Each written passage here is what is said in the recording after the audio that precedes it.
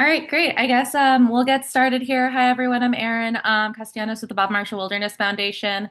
As you're joining us, again, just a reminder to keep yourself muted, just so that we don't have any feedback or any other strange noises coming up. So we're also, I think, going to give it a couple minutes just as other people join us this evening. But thanks so much for being here today. And we're really excited to answer all your questions that you're looking forward to this summer. Um, and yeah, we'll just give it another minute or so.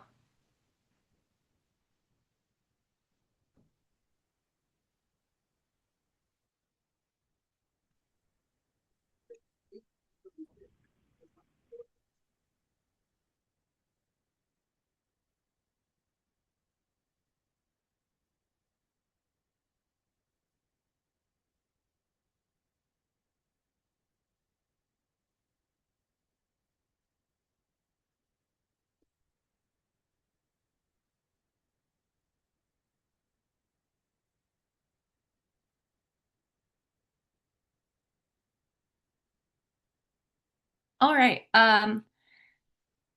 So hi. It's the beginning of our trail season here at the Bob Marshall Wilderness Foundation. And what that looks like means this past Monday, we just launched our preview trips.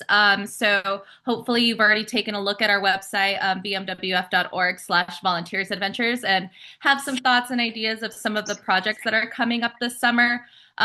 This conversation here will hopefully answer those questions for you and help you decide which projects are the best for you and just address some other concerns if you haven't volunteered with us before. Yeah, we're happy to chat about that this evening. So yeah, today we'll go over our intros of who else we have on this panel here. We have some other BMWF folks. We'll answer some frequently asked questions, and then we'll go through a quick demonstration on what the application is going to look like, and then we'll open it up to you all to ask some questions. So I'll go ahead and kick it off. So my name's Erin Castellanos. I'm the Education and Internship Specialist with the Bob Marshall Wilderness Foundation. Hi, everyone. Thanks for being here. My name is Rebecca Powell, and I am the program director here at the Bob Marshall Wilderness Foundation. Hi, folks. My name is Ian Bartling, and I am the field coordinator with the BMWF. Hi everyone, I'm Kylie Hakela and I'm the Invasive Species Coordinator for Bob Marshall Wilderness Foundation.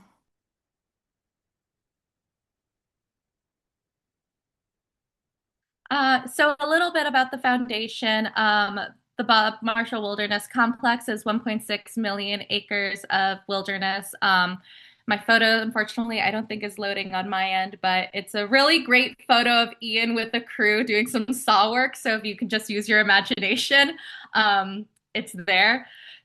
So we've been working in close partnership with the U.S. Forest Service for close to 28 years now in order to keep the trails open in the Bob Marshall Wilderness.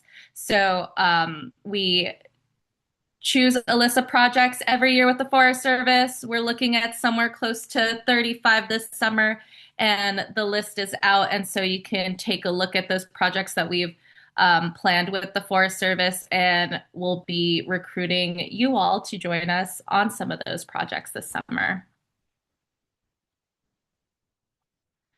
So our mission and vision do center around connecting people to their wilderness places. So whether that means teaching those skills to interns, crew leaders, and young folks wanting to learn about what it looks like to go into the wilderness, or continuing to keep those trails open, we want to make sure that we are continuing our work to connect people to public lands. And that ranges in a lot of different types of projects. It could be managing weeds. It could be working with volunteers, education work. So there's a number of ways where we have our volunteers help us over the summer. And then I will kick it off to Ian. Thanks, Aaron. Common question folks have when looking at volunteer projects is kind of what is the day to day like? What's the logistics, or how do these projects work? And so when you're looking at our website and the projects that we have, it has a lot of information about what the type of work is. Are we using crosscuts to clear trail? Are we doing like sometimes we do citizen science, sometimes we're doing invasive species mitigation work. Maybe we're doing tread or brushing, and that will be highlighted on our website. And it'll also tell you where we're meeting, what trailhead we're at, how many miles of hiking into the work site there is, things of that nature.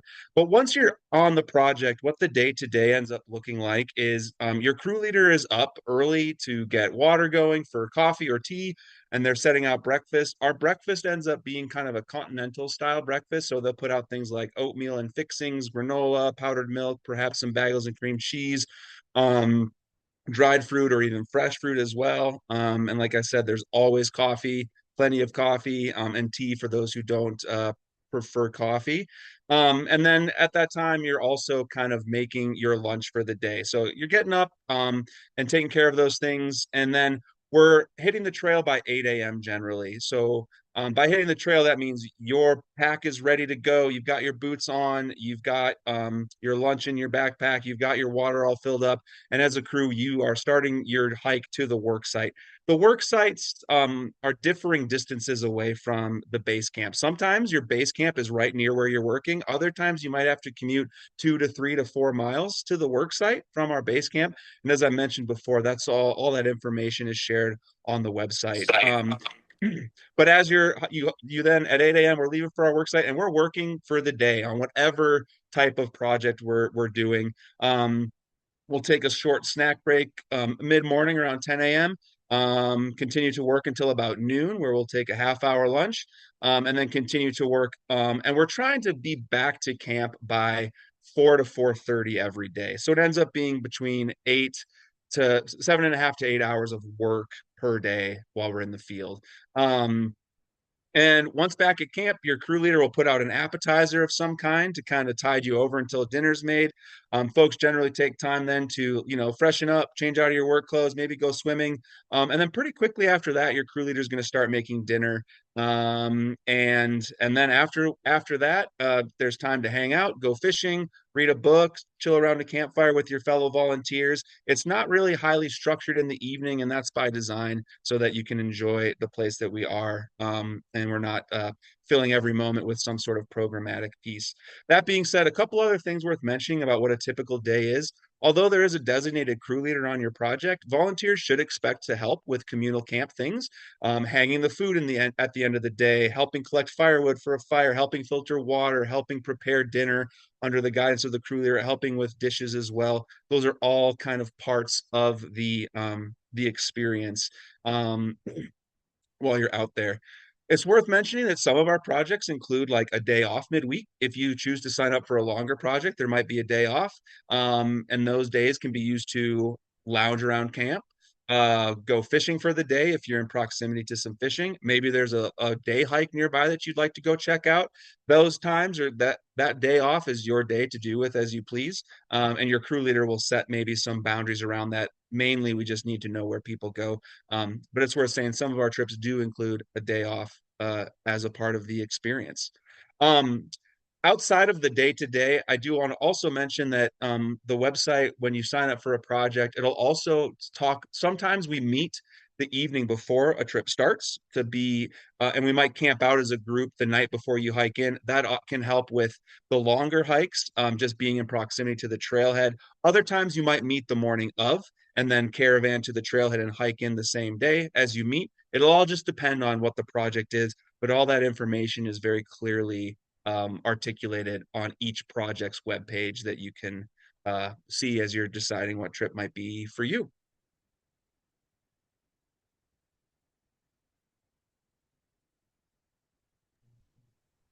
Great. Go to the next slide here. Next, we're going to discuss what kind of safety protocols the foundation has for our trips. As you know, with wilderness, there's a lot of unknowns. So we have a pretty in-depth protocols around that. Yeah, I'll take over and talk about safety there. Safety is obviously our top priority for the foundation for not only our staff, but our employees and our volunteer packers and all the volunteer trail folks and everybody else. So safety for us starts before we even get on the trail. As you register, you'll notice some of the questions in the registration that are like, are you able to lift this kind of weight? Are you able to do these kind of things? And so that's just you recognizing like, oh yeah, I'm going to need to be physical on this project. Certain levels, like there's different trip levels. Some are really strenuous, some are not so strenuous. So making sure you find one that fits your ability levels. And if you have questions about that, feel free to call and ask because we can help answer those questions. But our crew leaders all have wilderness first aid certifications, and we do a couple weeks of orientation with everybody before we put them into the field. And a lot of that orientation is safety, risk management scenarios, that kind of thing. So they're all pretty well trained up before we meet you at the trailhead and bring you in the backcountry. But we are taking folks in, new people into the backcountry every week, and we're using primitive tools and we're camping in the wilderness, and there's always risk involved with that. So we do a lot of safety talks while we're back in the backcountry. Crew leader will do a safety talk at the trailhead and a safety talk before you start using tools in the morning, and then kind of like a bigger safety talk midweek just to overview everything. If at any time anybody's feeling unsafe, whether physically or mentally, or we have a very zero tolerance policy for like harassment and that kind of thing. So we have avenues in which if somebody is feeling unsafe on a project, we can help them with that. And then what else did I want to talk about there? Oh, all of our crew leaders carry two forms of communication. So they'll have a Forest Service radio, and then they also have an inReach. And they are required to check in with the Forest Service each day. So there's check-ins, and we have protocols around that. If they miss a check-in, we go out and make sure everything's okay. Yeah, so probably the biggest injury that we have in the backcountry, we're really lucky in that we haven't had a lot of injuries. I mean, we bring 400 people or so into the wilderness each year and are using crosscuts and working with mules and doing all the stuff. And the biggest injury is blisters from people hiking too far and not taking the time to stop and put on some moleskin and stuff like that. So some of that, is in your own hands as a volunteer to try and help keep yourself safe and hydrated and blister free.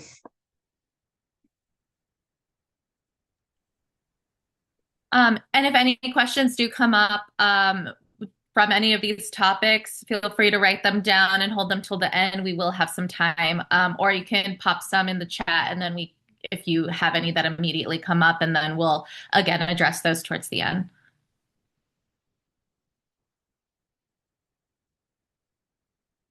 Oops, I skipped a slide. There we go. So on that same vein, how about you being in bear country? I will hand it off to Kylie.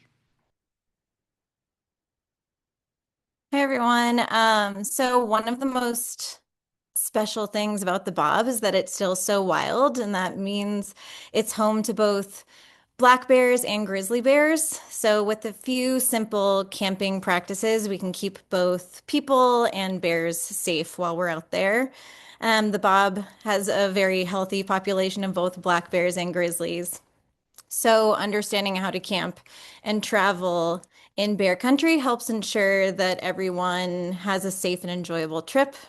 And so the most important principle is not letting bears associate camps with food. That is the most important thing that we can do when we're out there.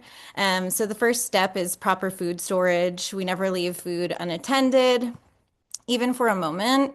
So when we're not actively cooking or eating, all food and scented items are stored in bear-resistant containers or hung. And when we say scented items, we mean more than just food. A lot of the times people think just food, but anything with a smell can attract bears. So that includes things like toothpaste, toiletries, fuel, stock feed, trash, and cooking supplies. So all of those items go in bear-resistant containers when not in use.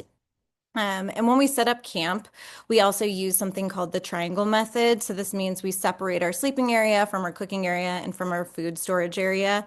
And so the tent should be at least 100 yards away from where food and scented items are stored. And it creates sort of a triangle layout between the three areas. And this helps reduce the chance that a bear investigating smells will end up near sleeping tents.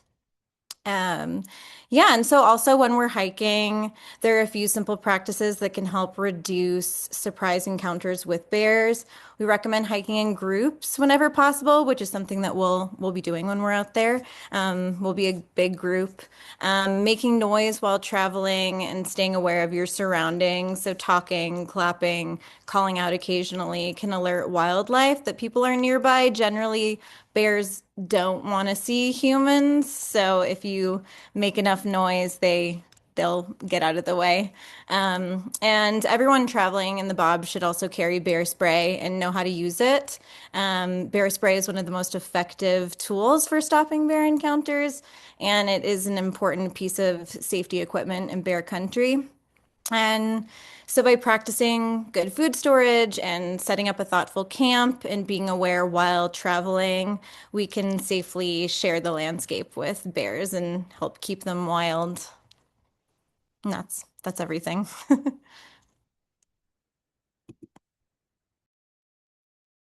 Great. And if this is your first time joining us for a project, we can talk about what if you don't have much backcountry experience. Yeah, if you've looked at our projects, you've maybe noticed there's a wide variety of projects of differing lengths of time and difficulty. And like some are not purely backcountry trips, they're maybe based at a trailhead. And that's by design. We try to have a lot of projects that can accommodate a lot of different people's schedules, abilities, wants, desires, etc. And so it's really important as you're deciding what trip to go on to just take some time to look and ensure that it's the type of trip you want to go on. But that being said, there's no requirement for prior backcountry experience. Some of these trips are a great way to get some of that experience in a safe environment with well-trained crew leaders and a lot of fellow volunteers who are maybe well-traveled or well-seasoned backcountry users. So if you have any hesitation about joining a project because perhaps you don't have a lot of prior backcountry experience, don't let that be a deterrent to join. And if you need any more help deciding maybe what a good fit is, you can reach out to us and we can help find a project that maybe suits what you're looking for, given what experience you have. That being said, I'll share a quick story. A couple of years ago, when I was still a crew leader with the foundation, I led a trip to a place called Big Prairie, where we hiked over 30 miles back to a remote backcountry workstation. I had a gentleman on that trip who had never been in the Bob before, and he showed up with jeans and an external frame backpack, and he did an outstanding job. Absolutely loved it. But he knew what he was getting into and knew that he was physically able to do it, even though he hadn't been back there before. So that being said, there's no reason you shouldn't be able to join a project that you'd like to join if you feel like you're physically able to do so. And there's a lot of different projects that should be able to accommodate everybody's needs or wants. So, yeah, that's what I have on that. Thanks. And this year we'll also have a number of different types of volunteer and educational opportunities. So again, if you've seen that initial list of our projects, you might have noticed that we have a flora and fauna walk and we'll have a fire ecology educational talk as well. Those are more educational opportunities. There won't be any work being done on that. Those are solely educational, where you show up to the trailhead and myself and some other specialists will be there to talk through some very easy, steady going at our leisure type of walk and talk time to be out adjacent to the Bob. We also have some trail stewardship projects this summer. So a lot of those are just day pop-ups. We also have National Trails Day, which is a day pop-up where we'll be working from a ranger station or from a trailhead, and just kind of putting in a day's work. Those are typically on a weekend. So if you, again, don't have that full 3, 5 days availability in your schedule, those might be great opportunities to look at. Additionally, we are looking for some trailhead ambassadors and some other research ambassadors. So you'll see at the bottom again of that project list, there are some education volunteer opportunities, and that kind of looks like being at a trailhead with a table, talking to folks as they're heading in that might have some of those general questions. And we can discuss that further if there is any interest. And you would just register that you're interested and would like to be a trailhead ambassador or a research ambassador. So that's something, again, that's brand new this year. And if you hadn't seen that before, I hope and encourage you to take a look at it.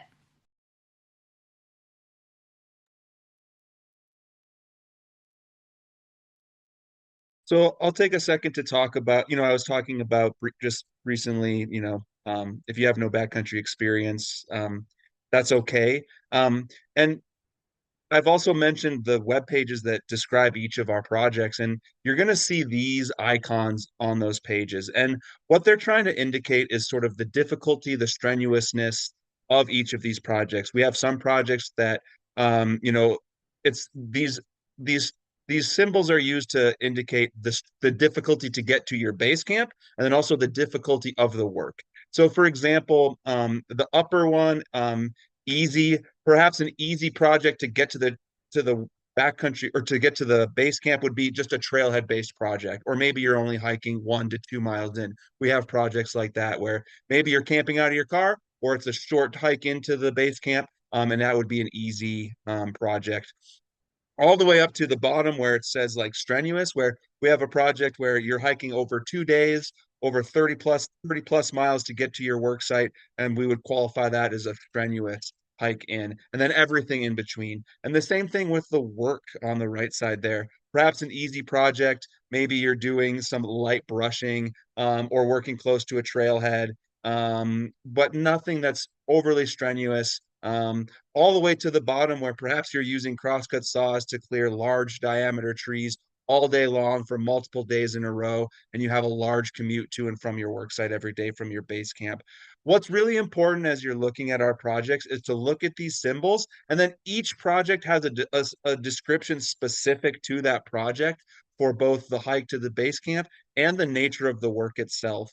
We try our best to give them fair ratings for how difficult they are, but we do count on volunteers to read them and then understand, like knowing your own abilities, deciding what project makes sense for your own physical abilities. And That being said, as we've said before, if you have any questions about the difficulty rating for any of these projects, giving us a call or shooting us an email is a great way to chat with us. We've been to many of these places, or some of these projects are repeats that we've done for multiple years, and we can speak to these with some good authority and help you decide if the rating makes sense for what you're looking for or what you're able to do. But you'll see these symbols, and it's worth taking time to look at them carefully when you're deciding what trip is a good fit for you.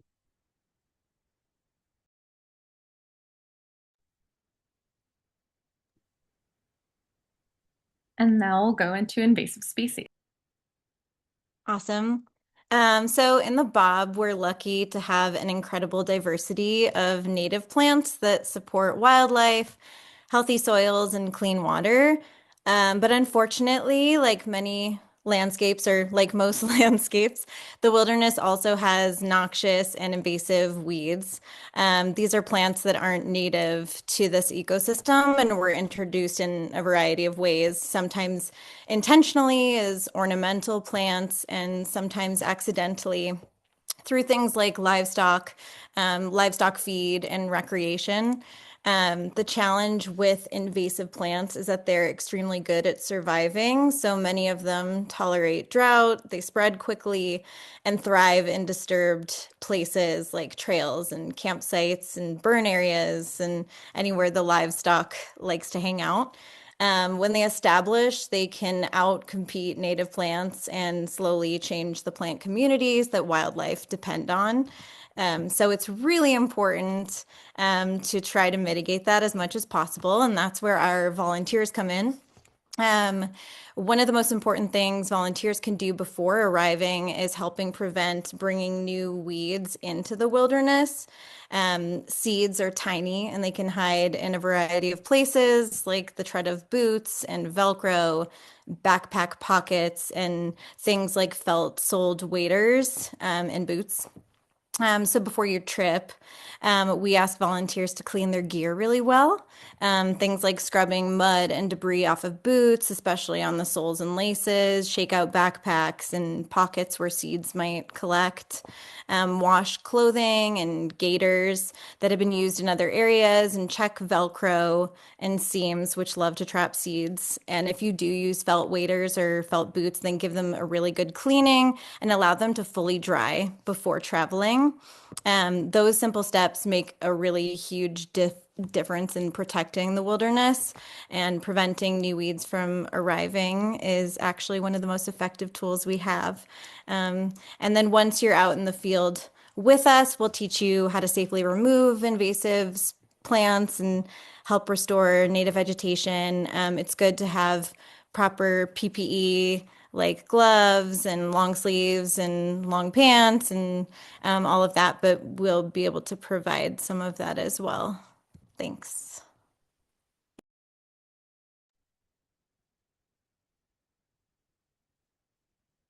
And Rebecca could go over our cancellation policy. Yeah, so all of our projects take a lot of time and effort to organize. We're starting in January, meeting with the Forest Service, identifying places, hiring crew leaders, training crew leaders, recruiting packers, recruiting volunteers. Crew leaders, go out and buy all the food, and meet at the trailhead. Everybody, a group of strangers meet at the trailhead and go into the backcountry and have this experience together. There's a lot of time and effort that gets put into it. So we want to be sure people are committed to coming to it. Because you are a Forest Service volunteer, this is a free opportunity. We don't charge any money to do this, but we do require a $75 deposit to hold your spot on the trip. So the deposit is paid at when you register. And that is a way for you to kind of just be more committed to the trip. We also have this preview week and this webinar to help answer those questions, so that you can get excited about trip, look at your calendar, talk to your friends, do all that before you just sign up and then realize you can't do it later and cancel. The last thing we want is no shows showing up, crew leaders. We're bringing all this food into the backcountry and it's very well thought out and weighed out and all the stuff. And so if we're packing for 8 people and 6 people show up, that's a lot of extra food that we didn't need to pack in. So we really want people to be respectful of canceling. We understand, of course, things happen and things come up, and we get that. And so, if you need to cancel your project, you can do so at any time. Let us know as soon as possible. But if you cancel within 45 days of the project, you will not get your deposit back. So you'll forfeit your $75 deposit for that. If you cancel within 45 days or don't show up.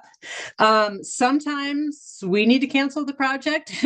That doesn't happen very often, but sometimes there's wildfires in the area. The air quality is really bad, and we don't want people exerting themselves when it's really smoky out. Maybe there's floods in the area and we can't get there. Oftentimes, if it is like a fire season, a heavy fire year, and there's a fire on the south end and we have to cancel cancel a trip, we can move it up to the north end or move it somewhere else. The Bob, like Erin mentioned, is 1.6 million acres. There's a lot of places to go, and there's no shortage of work to get done. So our first priority is to change locations. We'll always try to match similar hike in length and like work project length. If you signed up for an easy trip that's 4 miles back and you're just doing some brushing or campsite clearing, but we had to cancel it, we're not going to reroute you to a 14-mile trip back where you're just like cutting logs all day long. So sometimes we need to cancel, sometimes you need to cancel. It's all about communication and yeah, respecting all of our time and wanting to get the work done. And, we've committed to the Forest Service that we're going to organize folks to do this work, and we want to support them and show up and do the work we said we were going to do.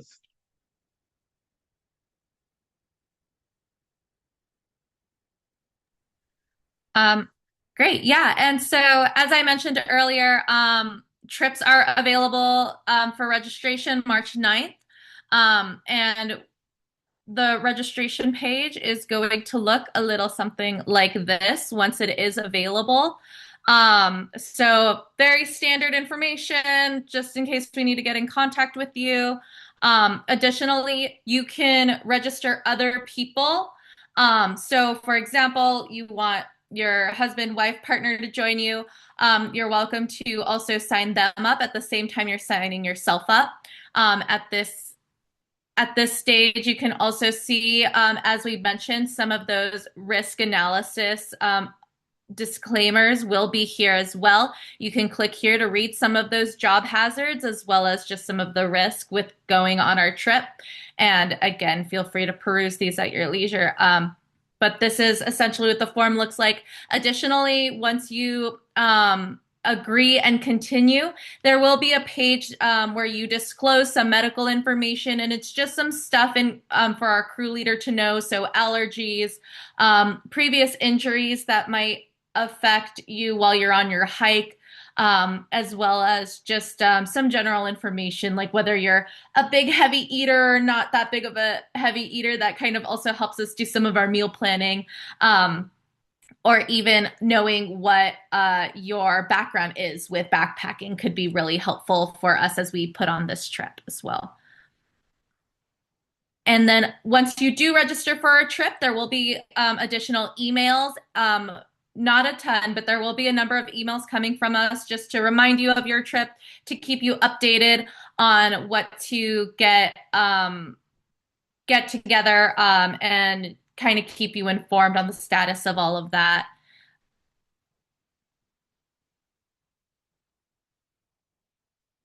Let me see if this... And here are just some great testimonials from our volunteers that we had last year. So whether you're a first-timer, backpacker, or every experience, you will feel included, accepted, challenged, and rewarded by this experience. We started as strangers and ended up being friends. The people I met and worked with were truly inspiring. The wilderness was beautiful, and the peace that went with it was incredibly refreshing. Escaping the modern day world and being a part of a world that people are so devoted to protecting was magical. I want to tell my family and friends the experience, but I don't believe I can put it into words that they would truly understand. And we could go at length, but just wanted to share some of those as well. I did want to make sure that we had plenty of time to answer questions here.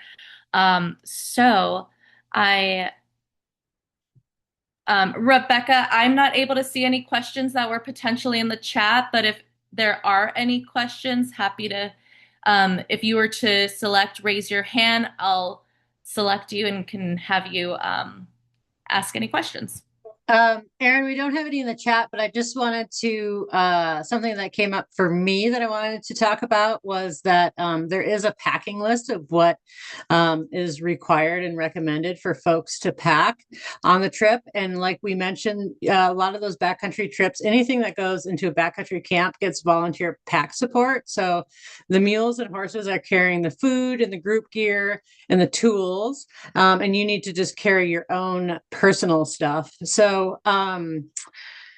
The packing list is there to help you, but then also we have a gear library. So if you don't have a tent or a sleeping pad or a backpack, we can lend out those things at no cost to get you out there and have that stuff. Also, that I forgot to mention during the cancellation, there is a $75 deposit.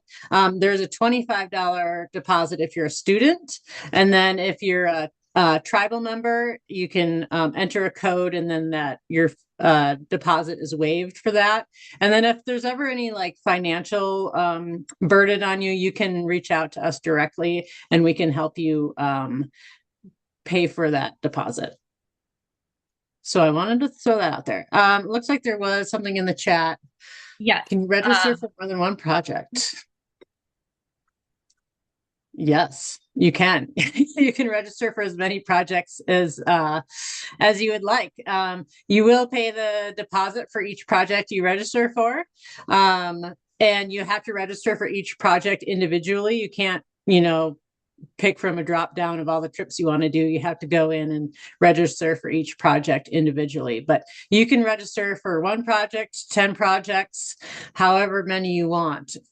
Some of them go really fast. So on when this opens up on Monday at 10 o'clock, some of them will fill up by 10:15. So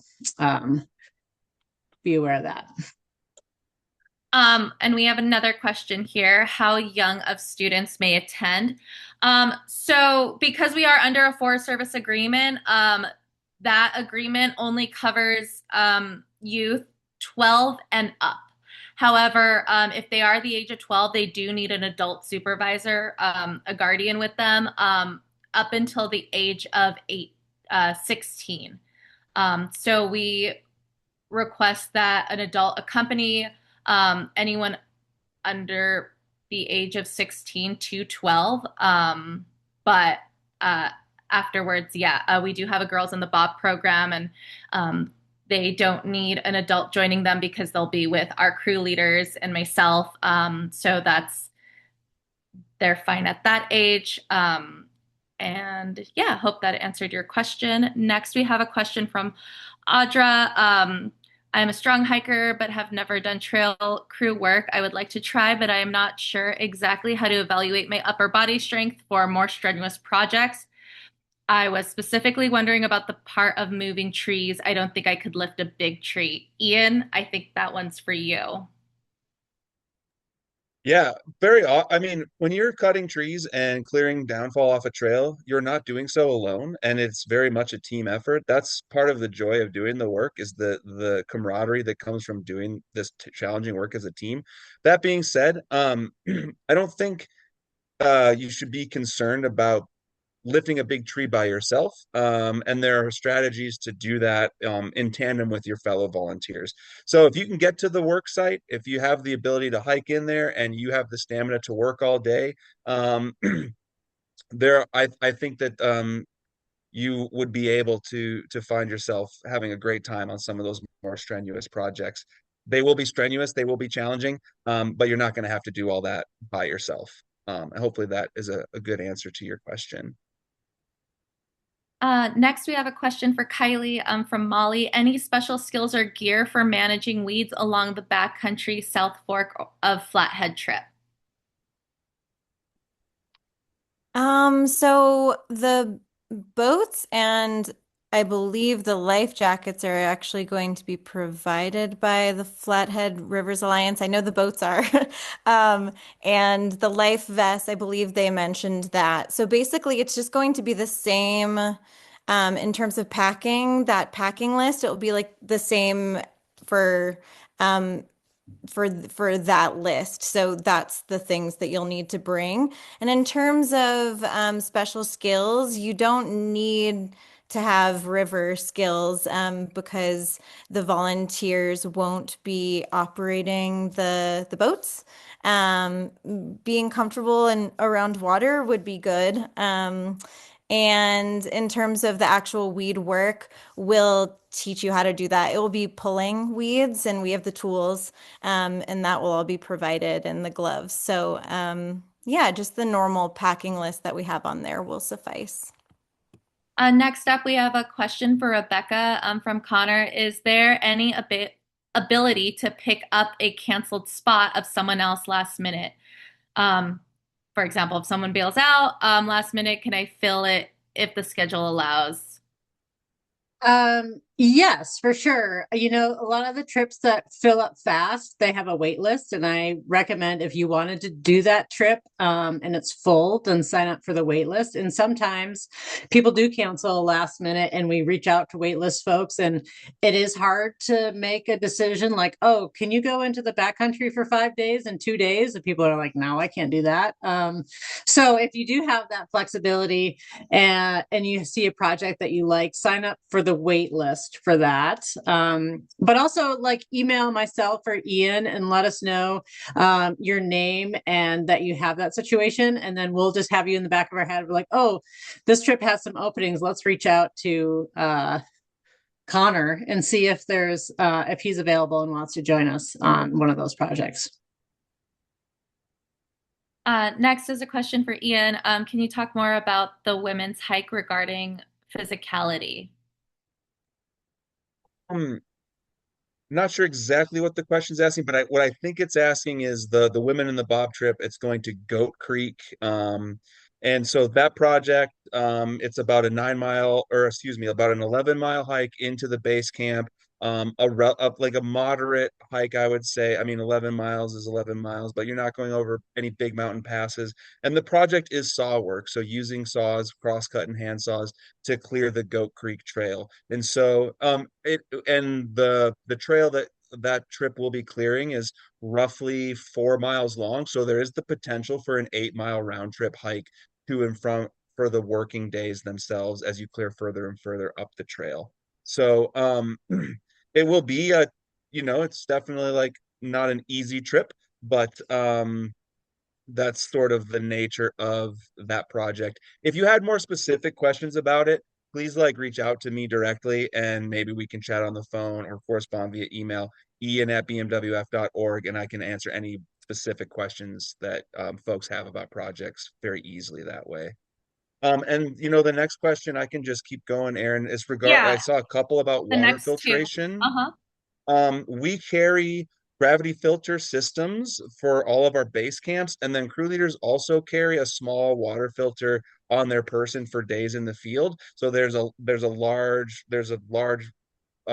jugs of water that we're filling at base camp that folks can fill up out of. And then also crew leaders have a small purification system with them in case people need water midday. That being said, I always encourage folks if they have a system they like I love carrying my small personal water filter no matter what anyway. And if there's something you like to have with you, there's no reason that you can't bring that along as well, but we do provide all of those things. So if you don't have water purification, you do not need to purchase that ahead of time. Next up, we have another weeds question for Kylie. For mitigating noxious weeds, do you use sprays or pesticides? So for all of our volunteer projects, it's just going to be mechanical method. So just pulling weeds. We're not going to be using any pesticides or sprays on those trips. And this next question's for Rebecca. Can you tell me some of the trips that fill up quickly? Well, the trip that fills up the quickest is that South Fork of the Flathead Weeds Float. And also the Pretty Prairie restoration and Allen Meadows restoration, those fill up pretty quick as well. I think those are the big three that usually fill up pretty fast. I don't know, Ian, if you can think of any other ones that have filled up real fast. It's tough to name. Like the ones Rebecca mentioned definitely fill up quick, but beyond that, it's hard to think of specific projects. But I can talk about the type of projects that tend to fill up. Often, like the trailhead projects that are maybe like a weekend-based trip or just a 2-day based trip from a trailhead. Those are often more accessible for people to do. Who are working, and so those might fill up quickly. Also, we do a number of projects where we go and we're based at a Forest Service cabin, and those are popular because the opportunity to be based at and use a Forest Service cabin that's back there is a really neat opportunity and a really awesome privilege that we have as a part of our volunteer trips. So sometimes those projects are popular as well. But yeah, beyond that, just trips to cool locations tend to get, to be fair, every location that I think we send folks to, all the trips have something cool and redeeming about the location. But there's just some that have some like name recognition, like going to Big Prairie, or going to a cabin, or like the Weeds Float, like Rebecca mentioned. Um, Next is a question for Rebecca. Perhaps it was mentioned the $75 spot saver fee refunded. Is it refunded once your project is completed?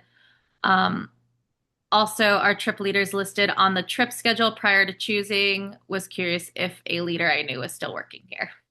Um, yes, $75 deposit is refunded after the project.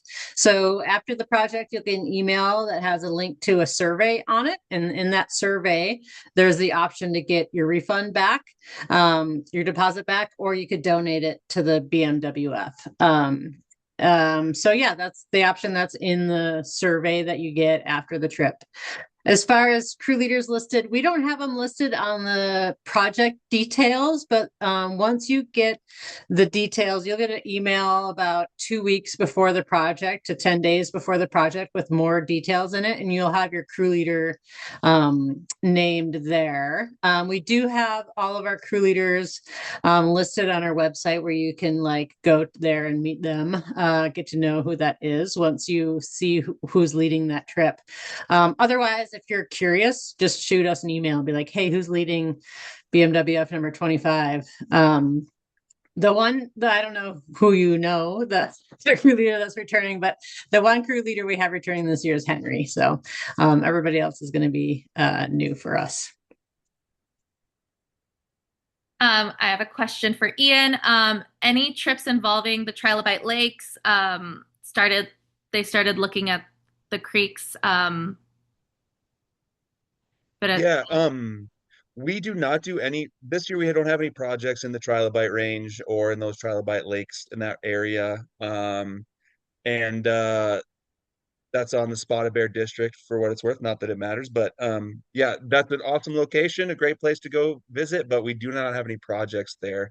And Aaron, I can just keep rolling. I see the next question's asking, expected are volunteers expected to meet at the trailhead, or is there an option to carpool from a central location? That is a really great question, and I'm glad it was asked.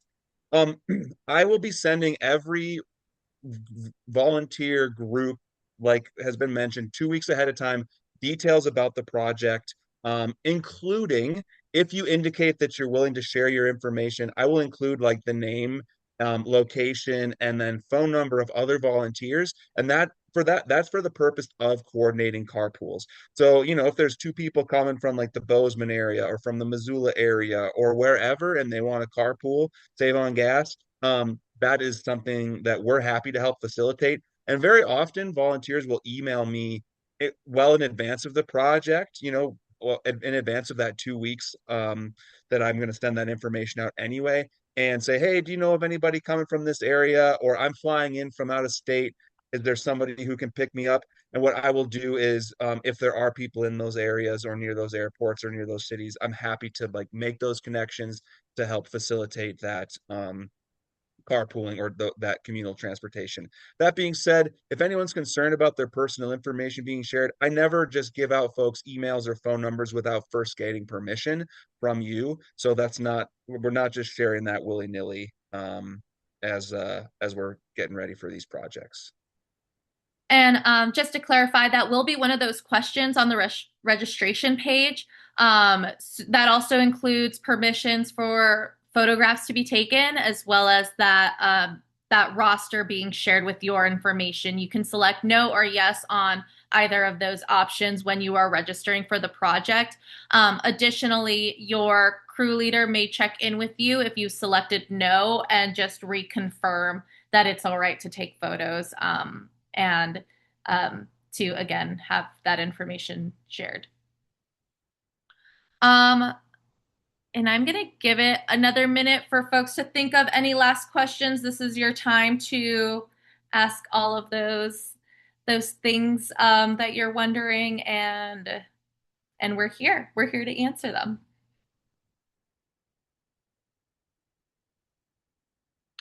But in the meanwhile, I will throw in a question. If anybody, what trips is everybody looking at currently? I'm wondering which ones people think they might want to sign up for.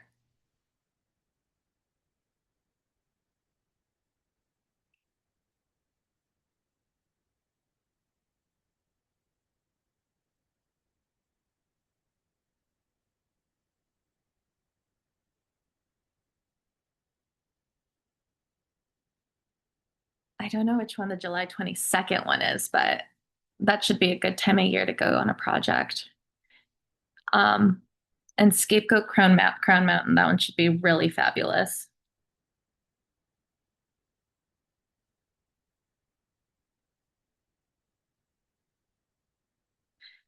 Ian, whichever one has crosscuts the most, you probably will know. Well, as some of y'all may be aware, we had a pretty big wind event this last December, so uh, I feel like we might be doing lots of cross cutting this year. So come ready to saw. And if Steven, if you want some more bait on the best, heaviest clearing trip, shoot me an email and we can correspond, and I can maybe send some ideas your way.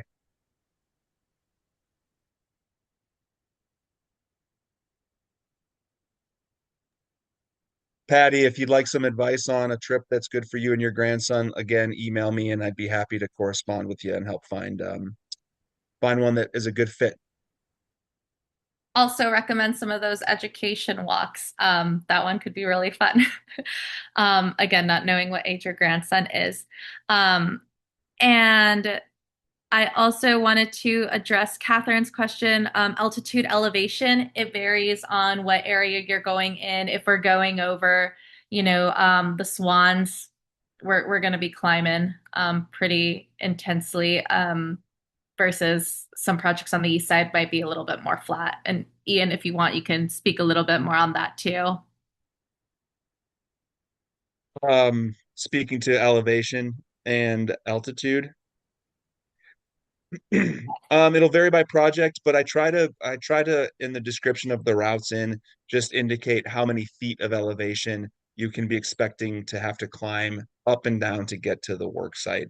And so without actually going and hiking some of these, like kind of knowing what that feels like. It's hard to describe what like 1,000 feet of elevation or vertical feet feels like.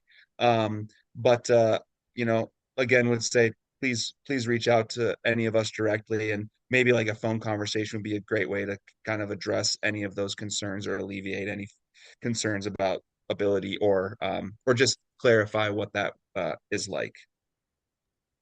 I'll add too that every project description page has a link to a map on it. We use CalTopo, which is an online mapping software, and we map out the route on there. And so you can actually click on the red line on there, and it'll tell you the elevation gain and loss and how many miles for that hike into the base camp. So all those maps indicate from the trailhead to the base camp. They don't indicate the work area, but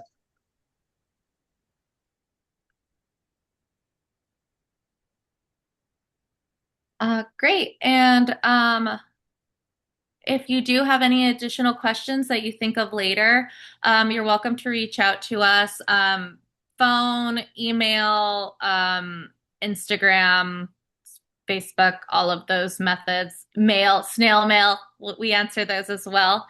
And happy to continue chatting with you. And before we log off, we do have one more question about the deposit. Yes, we do. You do pay for the deposit when you register for the trip. So if you pay your deposit, you do definitely will be going on the trip. However, if you're waitlisted, and Rebecca, clarify if I'm wrong, but if you are waitlisted, you do not pay the deposit right away because you're on standby. correct. Yep. Yep. If you're on the wait list, no deposit needed, but we'll call you and say, hey, a spot opened up. You want to join? And then we'll prompt you to pay a deposit then.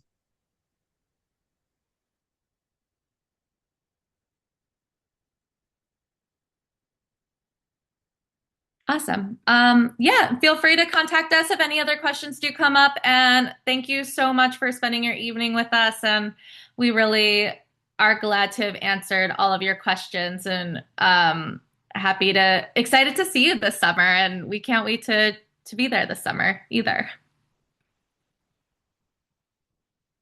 So yeah, with that, we will end this